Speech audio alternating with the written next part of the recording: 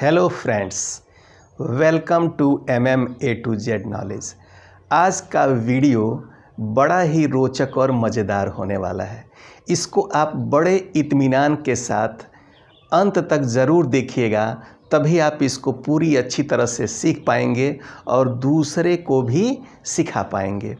तो देखिए, आप और हम आमने सामने तो हैं नहीं इस समय, तो आप अपने मन में अगर कोई संख्या सोचेंगे तो उसको एग्जैक्ट बताना आमने सामने में तो संभव है, लेकिन सभी के लिए एक ही नंबर बता देना थोड़ा कठिन हो जाता है। तो इसके बावजूद यदि आप एक एक करके लोगों को उनके मन में सोची गई संख्या को बताना चाहते हैं तो आज की वीडियो सिर्फ आप ही के लिए है। देखिए, होता ये है कि कई लोग अगर बैठे हुए हैं तो सभी ने अपने अपने मन में एक अलग अलग संख्या सोची हुई है।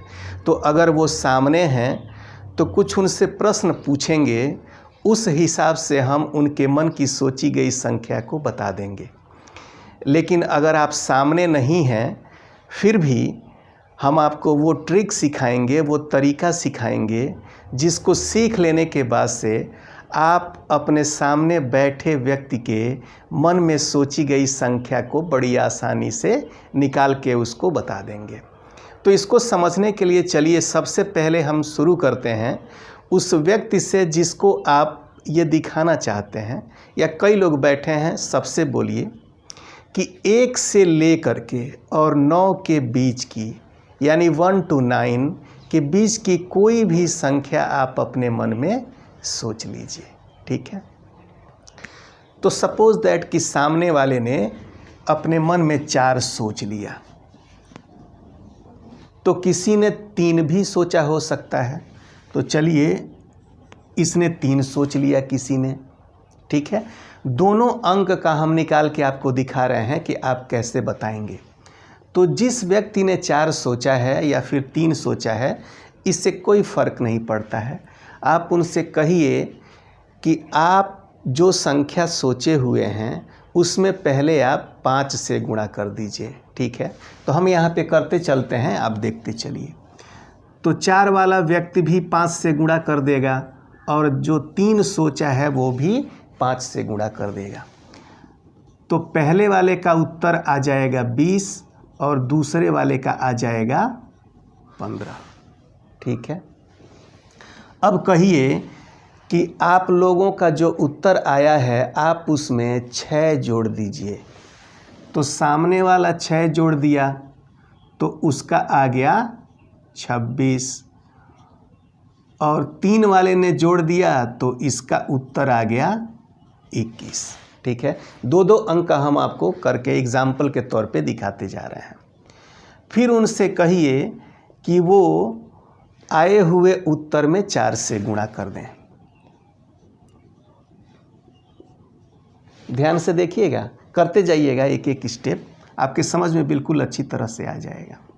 तो देखिए, 3 वाला करेगा तो 4 एकम 4 और 4 दूना 8, और इसी तरह से 26 वाला करेगा 104 उसका आ जाएगा। अब उनसे कहिए कि आपका जो उत्तर आया है उसमें आप 9 जोड़ दीजिए। ये भी 9 जोड़ देंगे और ये भी 9 जोड़ देंगे। ठीक है, ये इधर से अलग है, ये 3 वाले का है, तो ये जोड़ देंगे तो 13, इनका हो जाएगा 113, और ये जोड़ देंगे तो इनका हो जाएगा 93। ठीक है, अब उनसे कहिए कि जो संख्या आप 9 जोड़ने के बाद आपको मिली हुई है उसमें आप 5 से गुणा कर दीजिए। ये भी 5 से गुणा कर देंगे और ये भी 5 से गुणा कर देंगे। ठीक है, अब ये हो गया 5 तिहाई 15, 5 एकम 5 और 1 6, और ये हो गया 5 एकम 5, 5 तिहाई 15, 5 1 9 5 45 और 1 46, इतना आ गया। ठीक है, अब यही संख्या जो उनका आया है, सिर्फ यही संख्या आपको उनसे पूछनी है। इसके पहले का कुछ भी नहीं पूछना है, सब वो अपने मन में करते चले जाएंगे।